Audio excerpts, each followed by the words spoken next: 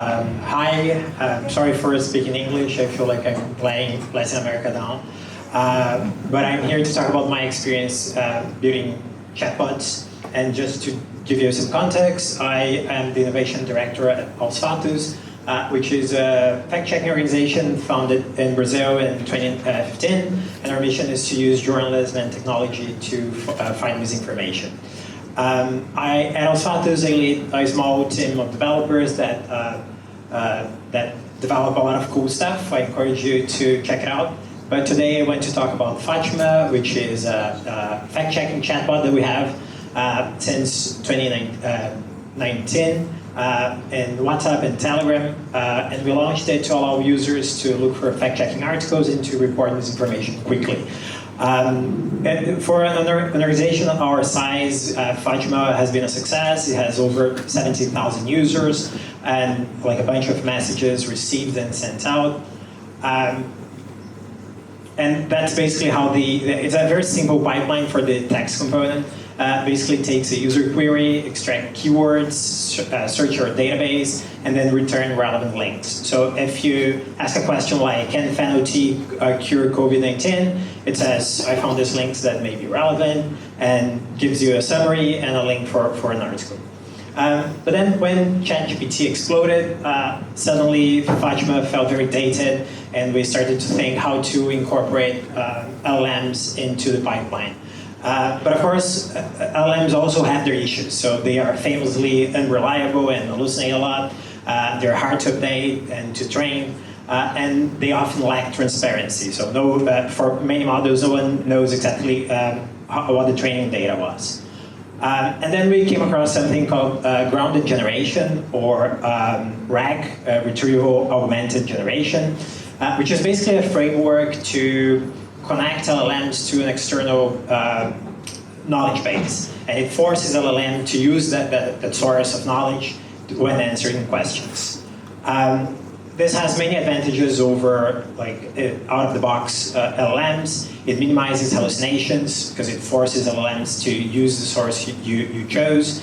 It is much easier to update. There's no need to train or retrain your model or to fine-tune it. And you can use any source as to feed it, for example, your CMS.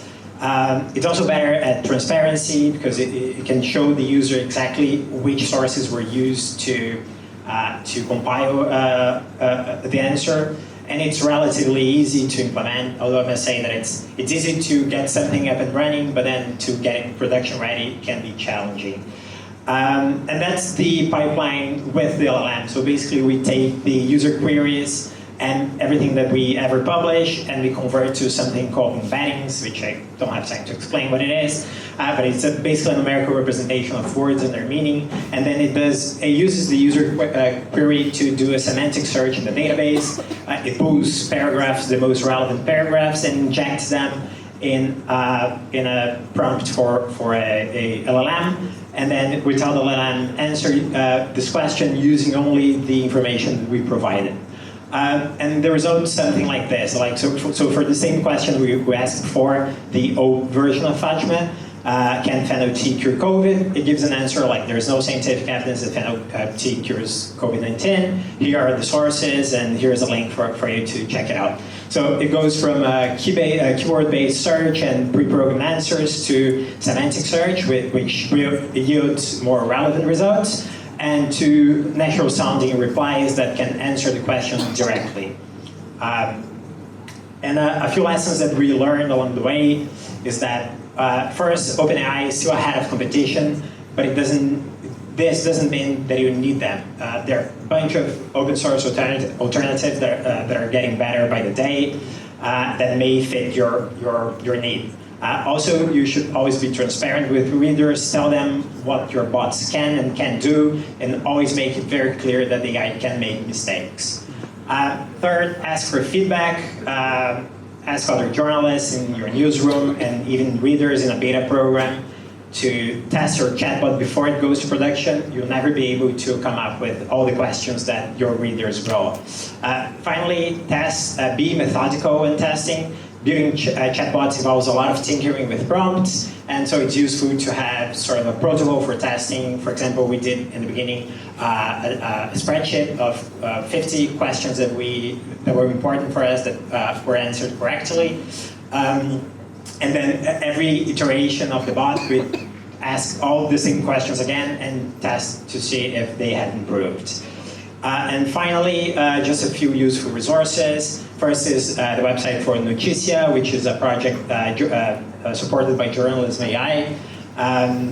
That Aos Fatos, Newsroom from Spain, and Núcleo from Brazil are leading. The idea is to help newsrooms get started with chatbots. LangChain, maybe you've heard about it, but it's a Python library that makes it very easy to create chatbots. Gradio is a UI library, and Pinecone is a paid service, but they have a lot of useful content for people that want to learn about the RAG. That's it. Thank you.